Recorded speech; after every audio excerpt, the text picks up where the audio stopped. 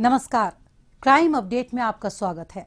राजधानी की सुरक्षा एक अहम मसला है, लिहाजा दिल्ली पुलिस पूरी तरह मुस्तैद रहती है ताकि यहां की सुरक्षा व्यवस्था चाक चौबंद बनी रहे।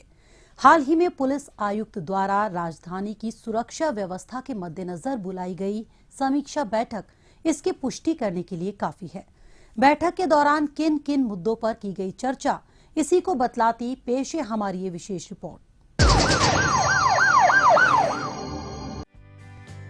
किसी भी आपातकालीन स्थिति से निपटने के लिए दिल्ली पुलिस सदैव तैयार रहती है। वहीं राजधानी की सुरक्षा व्यवस्था में कहीं कोई खामी न रह जाए और उसे और पुख्ता बनाने के लिए दिल्ली पुलिस इसकी समय समय पर समीक्षा करती रही है। पुलिस आयुक्त राकेश अस्थाना की अध्यक्षता में ऐसी ही समीक्षा बैठक हाल ही में आयोजित की गई। बैठक में कानून व्यवस्था और पुलिसिंग के विभिन्न पहलुओं पर विस्तार से चर्चा की गई। बैठक में आयुक्त ने पुलिस स्टेशन स्तर पर पुलिस संसाधनों के सर्वोत्तम उपयोग की आवश्यकता पर बल दिया। पुलिस स्टेशनों के साथ पीसीआर के विलय व एकीकरण और पुलिस स्टेशन स्तर पर लॉ एंड ऑर्डर और इन्वेस्टिगेशन ड्यूटीज को अलग करने की समीक्षा करते हुए पुलिस आयुक्त ने सभी अधिकारियों और पुलिस कर्मियों द्वारा किए गए प्रयासों की सराहना की। उन्होंने कहा कि इसके जरिए 112 हेल्पलाइन पर आने वाली कॉल्स के रिस्पांस टाइम में 400% की कमी आई है। साथ ही नागरिकों की शिकायतों के निवारण में तो बढ़ोतरी हुई ही है। पुलिस स्टेशन आने वाले नागरिकों की शिकायतों पर ध्यान देने के लिए अधिकारी भी मौजूद रहते हैं। I have merged the PCRs with the police station solely with two purposes. One, the PCR strength, which is nearly 6,500, is merged with the police station strength, so they have more manpower. Plus, the vehicles or the mobile vans, which the PCR is using, has also been merged with the police station. So, overall, the police station strength in terms of human resources and the vehicles has gone up, which has facilitated the beat patrolling, the attending the crime or any call, and above all, the number of policemen on the strength of the police station has increased. Police आयुक्त ने अहम फैसला लेते हुए कहा कि थानों में तैनात एसएचओ और अन्य निरीक्षकों को साप्ताहिक अवकाश दिया जाए। पहली बार दिल्ली के सभी पुलिस स्टेशनों को 3 इंस्पेक्टर रैंक के अधिकारी यानी SHO, inspector law and order और इंस्पेक्टर इन्वेस्टिगेशन प्रदान किए गए हैं। इससे आपराधिक जांच की बारीक निगरानी, कानून व्यवस्था की उभरती चुनौतियों से निपटने और पुलिस स्टेशन स्तर पर नागरिक सेवाओं के बेहतर प्रबंधन में मदद मिलेगी। 3 इंस्पेक्टरों की उपलब्धता यह भी सुनिश्चित करेगी कि पुलिस स्टेशनों के दिन प्रतिदिन के कार्यों में रुकावट आए बिना प्रत्येक इंस्पेक्टर को साप्ताहिक अवकाश मिल सके। Every police station now has one SHO who is the senior most inspector, one inspector in charge for the investigation, and one inspector in charge for the law and order. Earlier, the experience was whenever the complainant used to go to the police station, it was very difficult for him or her to find out the appropriate person doing the investigations to be contacted. Now, at least one team of investigating officers is available in the police station 24/7. And any time during the day or night, if a complainant is going in the police station, he will find one team to attend to him or her. First time in the history of Delhi police, we have full strength of inspectors in all the police stations.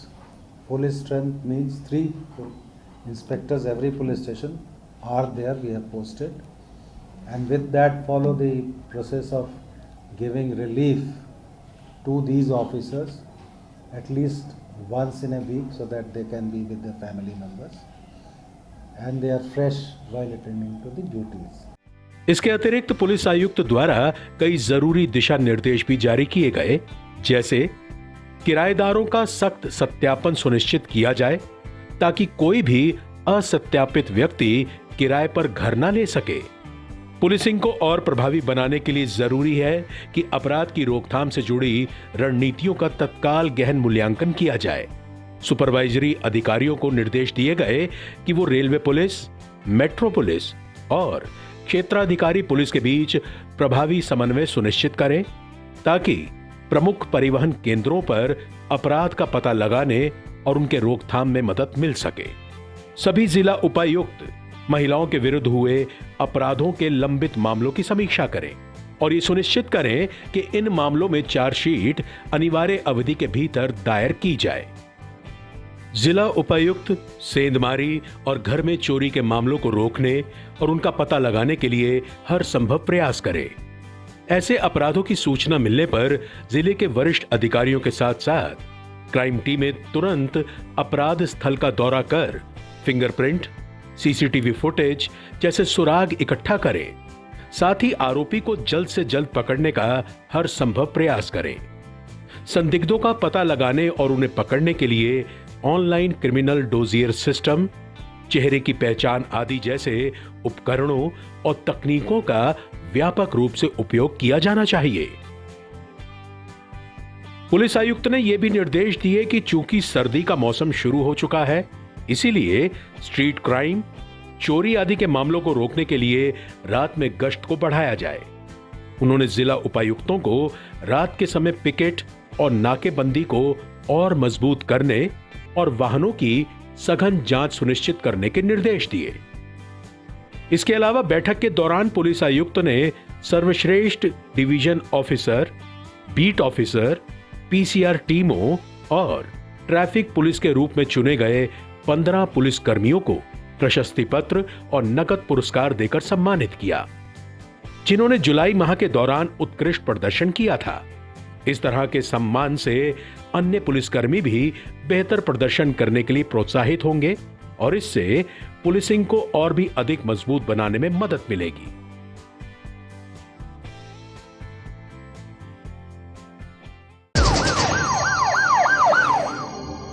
और अब वक्त है पिछले दिनों सुर्खियों में रही कुछ खास खबरों पर एक नजर डालने का, लेकिन पहले देखते हैं दिल्ली पुलिस द्वारा जारी ये विशेष संदेश।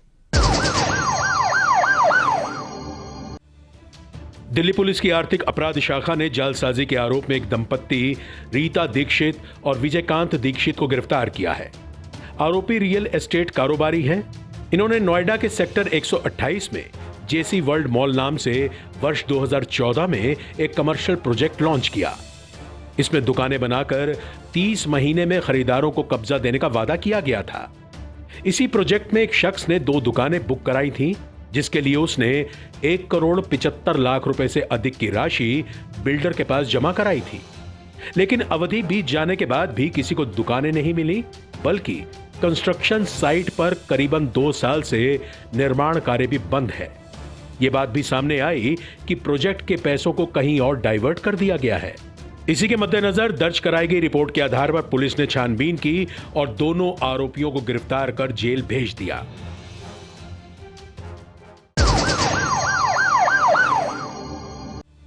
दक्षिण पूर्वी जिला पुलिस ने एक शातिर वाहन चोर जावेद अंसारी को गिरफ्तार किया है। आरोपी शानो शौकत भरी जिंदगी जीना चाहता था, जिसके लिए ये वाहन चोरी के साथ साथ अवैध शराब तस्करी के धंधे को अंजाम देने में लग गया। पुलिस को गुप्त सूचना मिली थी कि एक वाहन चोर अपने साथी से मिलने के इरादे से ओखला क्षेत्र में आने वाला है। इसी आधार पर पुलिस ने संभावित जगह पर जाल बिछाया और इसे धर दबोचा। पुलिस ने आरोपी के कब्जे से चोरी की 4 बाइक बरामद करते हुए वाहन चोरी के 4 अन्य मामले भी सुलझा लिए हैं।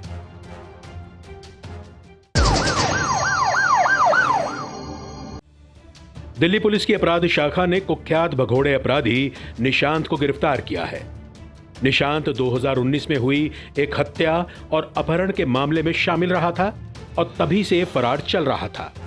दरअसल सीआर पार्क पे रहने वाले खोसला दंपत्ति को लूटने का प्लान दंपत्ति के घरेलू नौकर और निशांत ने अपने कुछ साथियों के साथ मिलकर बनाया था। जिसके तहत घरेलू नौकर ने दंपत्ति को पेय पदार्थ में नशीला पदार्थ मिलाकर पिला दिया। इसके पीने के बाद दोनों बेहोश हो गए, जिसके बाद इन्होंने घर पर जमकर लूटपाट की। लूटपाट के बाद इन्होंने किशन देव की हत्या कर दी और उनकी बॉडी को फ्रिज में छिपाकर एक किराए के मकान में ले जाकर दबा दिया। होश आने पर पीड़ित महिला ने पुलिस में शिकायत दर्ज करा दी। गहन छानबीन के बाद पुलिस ने साजिश में शामिल घरेलू नौकर किशन सहित इसके अन्य साथियों को तो गिरफ्तार कर लिया था, लेकिन निशांत फरार चल रहा था। पुलिस को गुप्त सूचना मिली कि निशांत बटला हाउस इलाके में छिपकर रह रहा है। इस आधार पर पुलिस ने वहां दबिश दी और इसे धर दबोचा। पुलिस ने इसके कब्जे से 6 एटीएम कार्ड्स भी बरामद कर लिए हैं।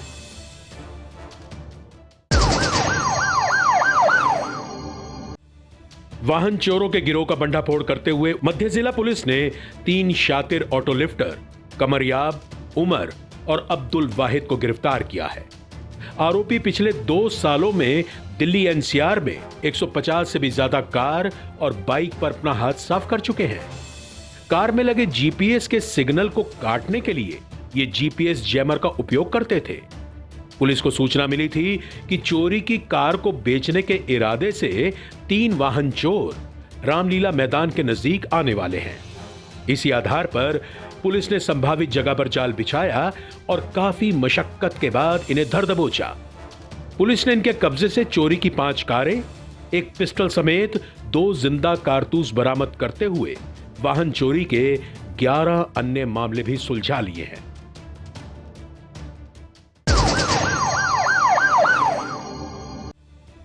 दिल्ली पुलिस की आर्थिक अपराध शाखा ने एक जालसाज अशोक कुमार बाली को गिरफ्तार किया है। आरोपी ने अपने साथियों के साथ मिलकर शिकायतकर्ता को झांसा दिया था कि अगर डीआरडीओ से मान्यता प्राप्त रेडियो एक्टिव प्लेट्स को अगर विदेश में एक्सपोर्ट किया जाए तो उससे करोड़ों का मुनाफा कमाया जा सकता है। इसी का झांसा देकर आरोपी ने उससे 10 करोड़ रुपए ऐंठ लिए। आरोपी ने पीड़ित को भारी मुनाफे का भरोसा दिलाकर उससे बैंक ट्रांसफर, चेक और नकद के रूप में यह राशि प्राप्त की थी। शिकायतकर्ता को जब अपने ठगे जाने का एहसास हुआ तो उसने इसकी रिपोर्ट पुलिस में कर दी। पुलिस ने कार्रवाई करते हुए आरोपी को गिरफ्तार कर लिया। मामले से जुड़े कई आरोपियों को पुलिस पहले ही गिरफ्तार कर चुकी है।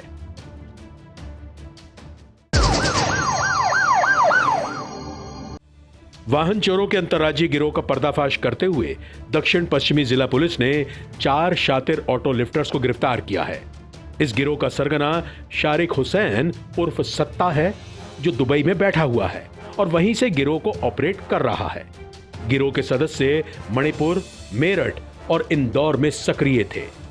लग्जरी कार चुराने से लेकर उनके फर्जी दस्तावेज तैयार कराने और बेचने तक गिरोह के प्रत्येक सदस्य की जिम्मेदारी तय थी। कार चुराने के बाद ये अथॉरिटी से कार के कागजात तैयार करा लेते थे, जिसके बाद ये उन्हें आगे ग्राहकों को बेच दिया करते थे। ये देश के कई राज्यों से चुराई गई लग्जरी कारों को ठिकाने लगा चुके हैं। सफदरजंग इलाके में कार चोरी की एक रिपोर्ट पुलिस में दर्ज कराई गई थी। इसी पर पुलिस ने छानबीन की और सूत्रों से मिली जानकारी के आधार पर मणिपुर, मेरठ और इंदौर में छापेमारी कर इन्हें गिरफ्तार करने में कामयाबी हासिल की। पुलिस ने इनके कब्जे से चोरी की 21 लग्जरी कारें भी बरामद कर ली हैं।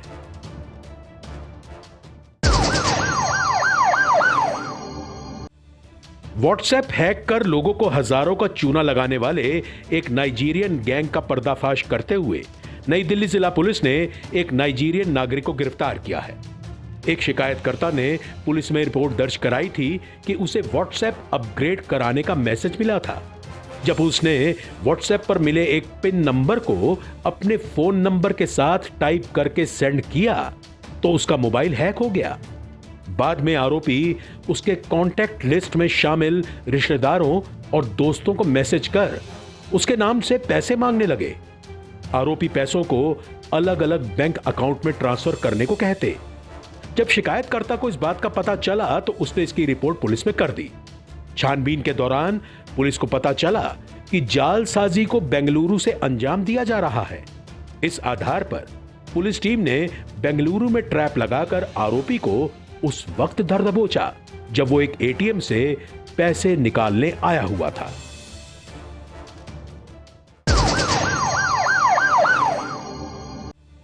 कुख्यात लुटेरों के गिरोह का पर्दाफाश करते हुए क्राइम ब्रांच ने 3 लुटेरों को गिरफ्तार किया है।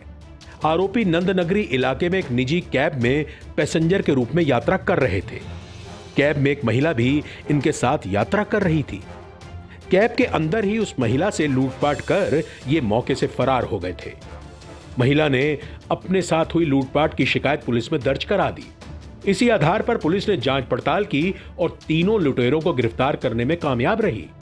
पुलिस ने इनके कब्जे से महिला से लूटा गया सामान भी बरामद कर लिया है।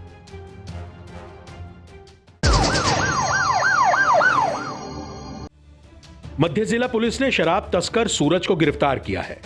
नेहरू नगर इलाके में पेट्रोलिंग के दौरान पुलिस ने एक व्यक्ति को संदिग्ध अवस्था में स्कूटी पर घूमते हुए देखा। पुलिस ने जब उससे रोककर पूछताछ की तो वो कोई संतोषजनक जवाब नहीं दे पाया। पुलिस ने छानबीन की तो उसके पास से मिली स्कूटी चोरी की निकली, जिसमें भारी मात्रा में शराब की बोतलें भरी हुई थी। इस आधार पर पुलिस ने सूरज को गिरफ्तार करते हुए 2 कार्टन शराब भी जब्त कर ली है।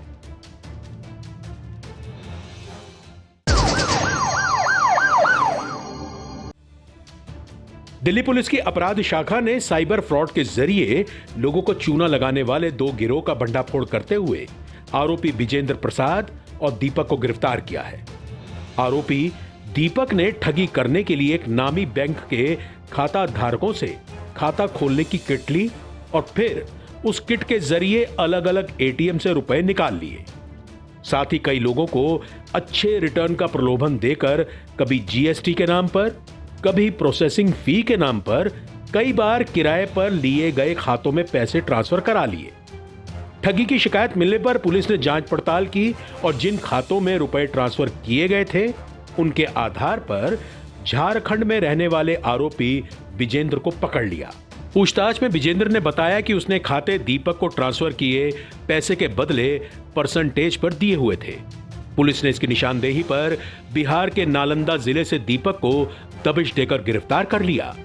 पुलिस ने इनके कब्जे से 6 मोबाइल फोन, 8 सिम कार्ड भी बरामद कर लिए हैं।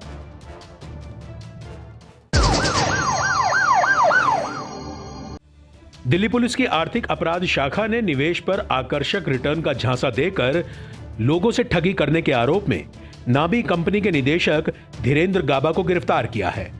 आरोपी धीरेन्द्र अपनी कंपनी को आरबीआई के तहत नॉन बैंकिंग फाइनेंशियल कंपनी के रूप में रजिस्टर्ड होने की बात लोगों को कहता था, जिससे लोग इसके झांसे में आकर इसकी कंपनी में निवेश कर देते थे।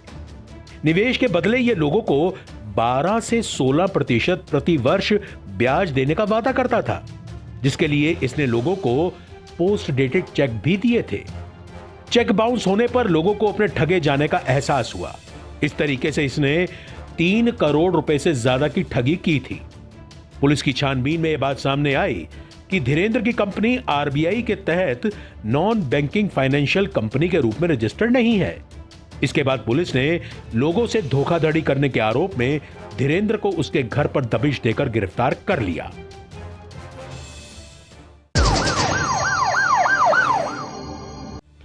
बाहरी जिला पुलिस ने पश्चिम विहार इलाके में योगेश नाम के व्यक्ति की उगाही के लिए अपहरण और हत्या की गुत्थी को सुलझाते हुए आरोपी तनवीर और शरीफ को गिरफ्तार किया है। पकड़े गए आरोपी पहाड़गंज के होटलों में काम करते थे और वहीं नजदीक ही योगेश की फल सब्जी की दुकान थी। दुकान पर आरोपियों का आना जाना था, इस वजह से इनकी आपस में दोस्ती हो गई। आरोपियों को लगता था कि योगेश के पास काफी पैसे हैं, इसलिए इन्होंने उसका अपहरण कर फिरौती वसूलने की सोची।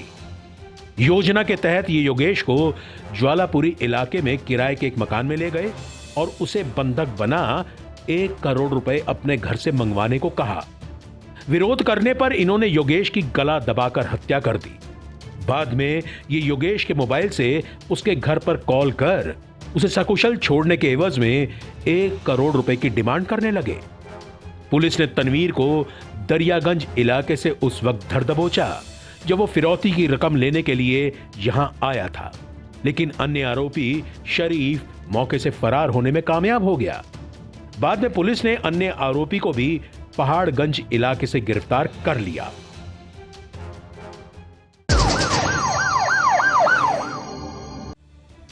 रोहिणी जिला पुलिस ने जबरन उगाही के लिए एक बिजनेसमैन की हत्या की कोशिश में शामिल टिल्लू गैंग के शार्प शूटर आकाश खत्री सहित 3 बदमाशों को गिरफ्तार किया है।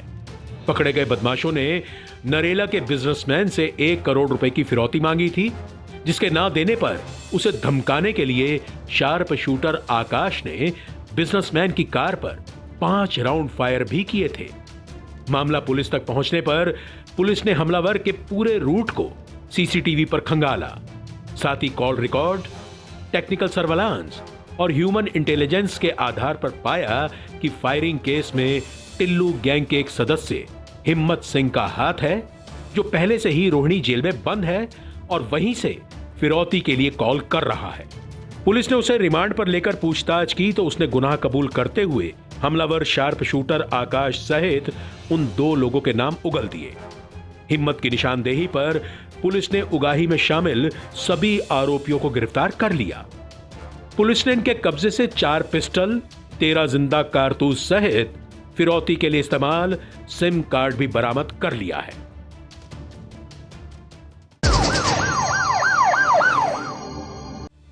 द्वारका जिला पुलिस ने बिंदापुर इलाके में रहने वाली एक नाबालिग लड़की के अपहरण और रेप की वारदात को सुलझाते हुए आरोपी अभिषेक को गिरफ्तार किया है। अभिषेक सिविल डिफेंस में काम कर चुका है। आरोपी लड़की को घर छोड़ने के बहाने अपनी बाइक पर मटियाला रोड से बैठाकर ले गया था। साथ ही उसने लड़की से कहा कि वो पुलिसकर्मी है और उसके अच्छे कॉन्टैक्ट्स हैं, जिसके जरिए वो उसकी अच्छी नौकरी लगवा देगा। नौकरी लगवाने का झांसा देकर आरोपी लड़की को एक पार्क में ले गया, जहां उसने उसके साथ कुकर्म किया। लड़की ने घर आकर अपने साथ हुई इस घटना की सारी जानकारी अपने परिवार वालों को दे दी। परिवारजनों ने वारदात की शिकायत पुलिस में कर दी। कार्रवाई करते हुए पुलिस ने इलाके में लगे 150 सीसीटीवी खंगालने पर आरोपी की पहचान कर ली। बाद में एक सूचना के आधार पर पुलिस ने आरोपी अभिषेक को उत्तम नगर इलाके से गिरफ्तार कर लिया।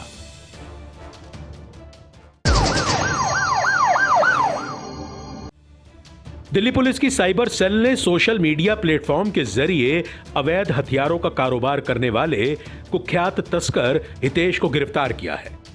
दिल्ली सहित कई राज्यों के गैंगस्टरों को हितेश हथियार और कारतूस बेचने में लगा था। आरोपी हितेश राष्ट्र विरोधी तत्वों व पाकिस्तान के तस्करों के साथ भी सोशल मीडिया के जरिए संपर्क में था। इसके खिलाफ पहले से 11 आपराधिक मामले दर्ज हैं। पुलिस को सूचना मिली थी कि कुछ तस्कर फेसबुक व व्हाट्सएप पर हथियारों व कारतूसों के वीडियो साझा कर बिक्री की पेशकश कर रहे हैं। पुलिस ने फेक कस्टमर बनकर हितेश से हथियारों की डील की और उसके खाते में एडवांस पैसे ट्रांसफर कर दिए। बाकी की रकम लेने के लिए पुलिस ने उसे हरियाणा के मानेसर मिलने के लिए बुलाया, जहां पहले से जाल बिछाए बैठी पुलिस ने इसे दबोच लिया।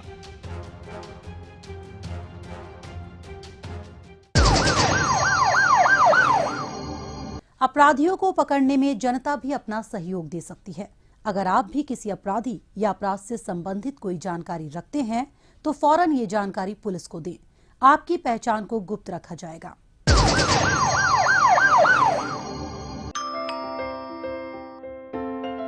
बेटा, आपकी मम्मी ने मुझे आपके पास रुकने के लिए बोला है। जब भी घर पे अकेले रहोगे, कोई भी आए दरवाजा बिल्कुल मत खोलना। हेलो मम्मा, क्या आपने आपकी सतर्कता बेटी के जीवन का वरदान है। खुद संभलें और अपनों को संभालें। आज के इस कार्यक्रम में बस इतना ही। अगले हफ्ते कुछ ताजा तरीन खबरों के साथ फिर होगी मुलाकात। तब तक के लिए दीजिए इजाजत। नमस्कार।